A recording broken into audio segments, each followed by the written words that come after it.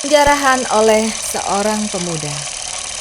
Pada zaman dahulu, di sebuah dusun kecil bernama Alako, terhampar perbukitan hijau yang mengelilingi hutan lebat dan rawa-rawa yang kaya akan sumber makanan.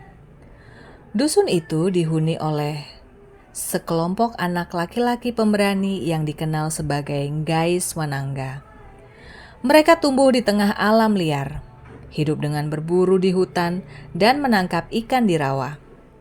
Dengan kipah dan busur panah di tangan, mereka menghabiskan hari-hari mereka mengejar babi hutan, saham atau kanguru, dan tikus tanah. Persaudaraan mereka erat, saling berbagi hasil buruan dan melindungi satu sama lain dari bahaya yang mengintai di hutan. Namun pada suatu hari, datanglah seorang pemuda asing yang tidak mereka kenal. Wajahnya menyimpan sesuatu yang sulit ditebak. Senyum yang terlalu lebar, mata yang selalu bergerak gelisah, dan sikap yang membuat mereka merasa tidak nyaman.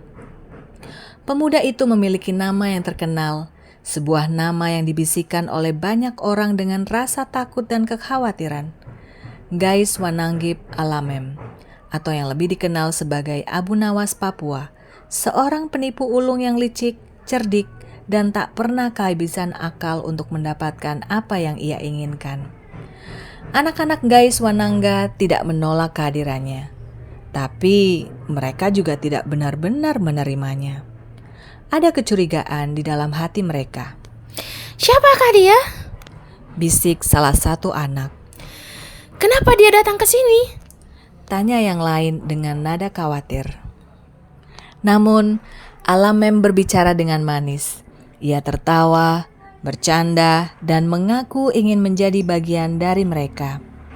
Meski ada rasa takut, mereka tetap membiarkannya tinggal dengan pengawasan ketat. Tetapi mereka tidak tahu, di balik senyumannya itu, Alamem menyimpan rencana besar. Ia telah mengamati situasi, mencari celah di mana ia bisa mencuri makanan, alat berburu, dan alat penangkap ikan mereka tanpa dicurigai. Hari demi hari ia memikirkan cara terbaik untuk menipu mereka. Hingga akhirnya sebuah ide licik muncul di kepalanya.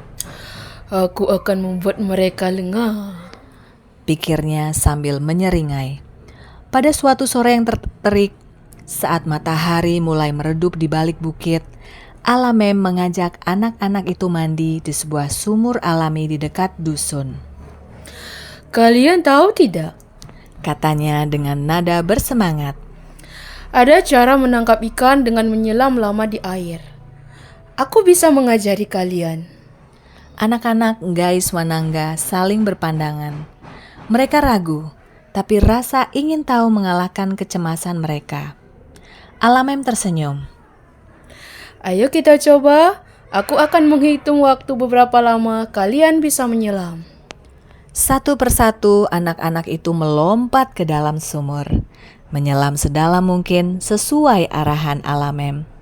Setiap kali mereka muncul ke permukaan, ia meminta mereka menyelam lebih lama lagi. "Lagi, kali ini lebih dalam. Serunya. Siapa yang paling lama di dalam air, dia yang paling hebat." Mereka mulai kelelahan, tapi tidak mau kalah. Mereka menyelam berulang kali hingga dada mereka terasa berat dan nafas semakin pendek. Lalu saat terakhir mereka menyelam, Alamem melihat kesempatan emasnya. Dengan cekatan ia melompat ke darat, mengambil alat penangkap ikan, makanan, dan peralatan berburu, lalu berlari secepat kilat meninggalkan sumur itu. Ketika anak-anak muncul ke permukaan, mereka melihat Alamem sudah tidak ada. Mereka menoleh ke tempat penyimpanan mereka, kosong.